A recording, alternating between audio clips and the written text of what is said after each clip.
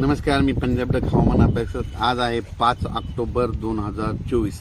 आजपासून शेतकऱ्यासाठी अंदाज येत आहे, कारण की सर्व शेतकऱ्याचं विदर्भ असो, पश्चिम विदर्भ असो, पूर्व विदर्भ असो, मराठवाडा असो, सर्व शेतकऱ्याचं सोयाबीन काढण्यात आलं. त्याच्यामुळे खास सर्व शेतकऱ्याला सांगू इच्छितो की राज्यामध्ये आज 5 ऑक्टोबर पासून राज्यामध्ये म्हणजे सगळीकडे काही पाऊस पडणार नाही म्हणून हा अंदाज लक्षात येतो.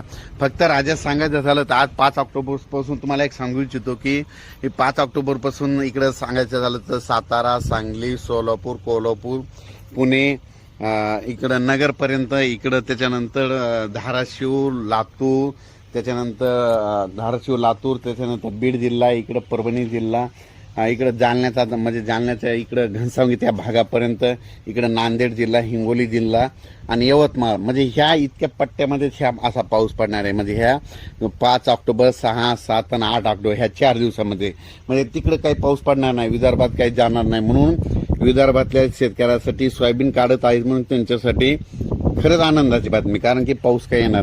आणि राज्यात सांगायचं तर आता उत्तर महाराष्ट्राकडे वळू.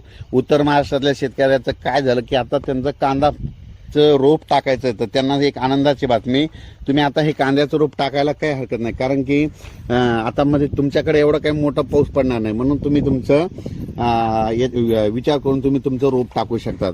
म्हणजे कारण की तुम्हाला सांगतो की तिकडे हे पावसाचा एवढा काही जोरात येणार नाही. उगा आभाळ येईल कुठंतरी जिल्ह्यात 1-2 ठिकाणी अर्ध्या तासाचा 1 तासाचा वारं सुटून पाऊस पडेल म्हणून हे अंदाज लक्षात.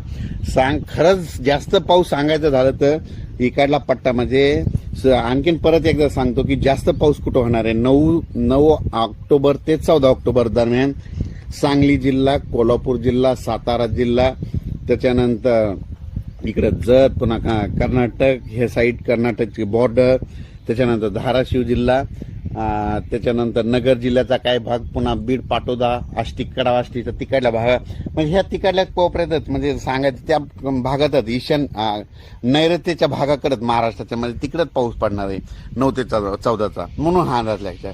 पण राज्यात सांगायचं झालं तर हा पाऊस म्हणजे संपूर्ण महाराष्ट्रभर काही पडणार नाही, म्हणून ही शेतकऱ्याचं, कारण की शेतकऱ्याचं इतक्या दिवस कष्ट करून हाताशी आलेला घास आहे. मागच खूप पाऊस झाला, त्याच्यामध्ये नुकसान झालं, आणि त्याच्यामधून आता सोयाबीन काढताना जर पाऊस आला तर शेतकऱ्याचं नुकसान होतं. म्हणून पश्चिम विदर्भ, पूर्व विदर्भाच्या शेतकऱ्यासाठी खरंच ही आनंदाची बातमी, तुमचं सोयाबीन सुखरूप निघणार आहे. पण फक्त 11, 12, 13 तारखेच्या दरम्यान थोडं पाऊस येणार आहे, म्हणून तुम्ही तुमचं काय करा, वळे झाकण्याची, सुडी झाकण्याची तयारी ठेवा. आता